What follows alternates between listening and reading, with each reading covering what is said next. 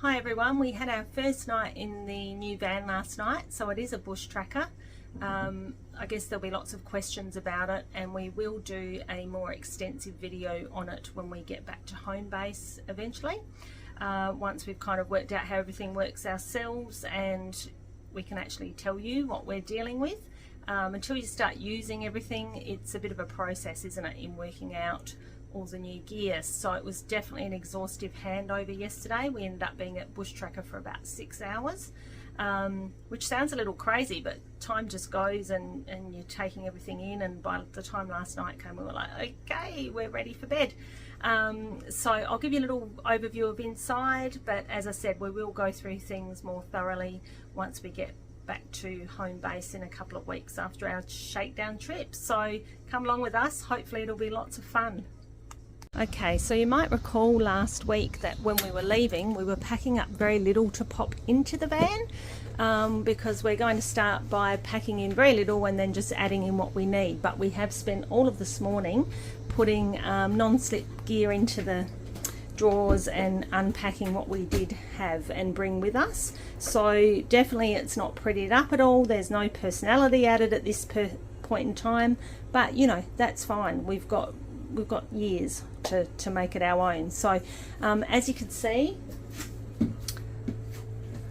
just walked through the galley kitchen into the ensuite. So it has got a Thetford toilet, chemical toilet, and I haven't had one of these washing machines before up on the wall. It's a little bit odd to look at, but used it this morning and it worked an absolute treat, and it does actually free up quite a lot of cupboard space. Hi. So this is the ensuite, lots of cupboards. Ada and I have actually got empty cupboards at the moment, but there's nice deep drawers and things, and I absolutely do love these catches that they've used. They're super solid, and that's always been a problem in vans that I've had before, so I'm interested to see how these go when we get on the rocky roads. The only catch, excuse the pun, is that when they're open, obviously with the lower cabinets you need to be careful that you don't catch yourself on them. So that's the ensuite. We've got the shower in there, which is probably looks tiny on here, but it's actually quite roomy. Aiden's quite a big guy. He's just over 6 foot, I think, and you know, got to build on him like a brick shit house, to be honest. So he can get in and out of there no problem. It's sort of cut on an angle, which is great because that gives us a lot more usable space down here where we can get dressed. We've actually got a drawers behind here, so we can actually have a dirty clothes drawer, which is great. And then I'll show you in a minute, but where the bed is down the other end, we've got shelves either side, which is much more usable.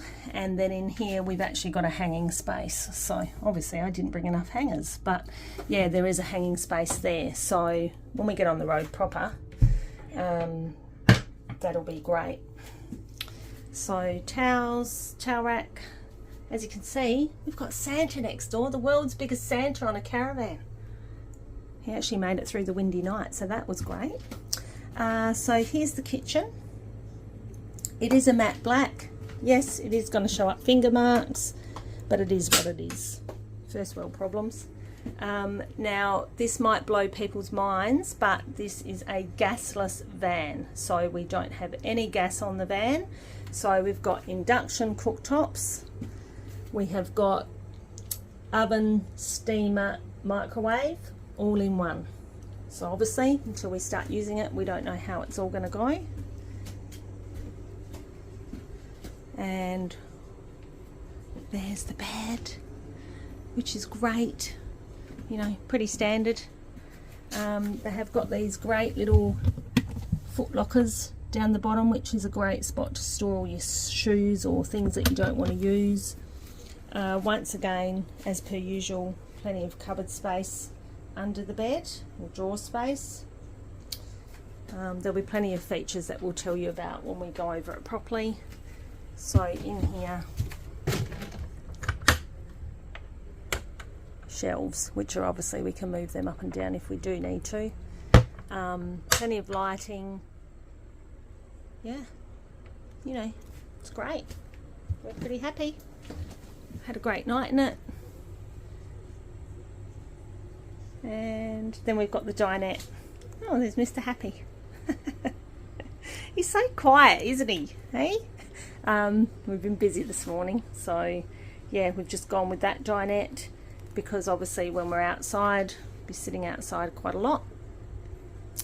And with the electric awning, that'll make things a lot easier to go out and enjoy it. But bloody humid out there today. So thank you for watching. That's our van at the moment.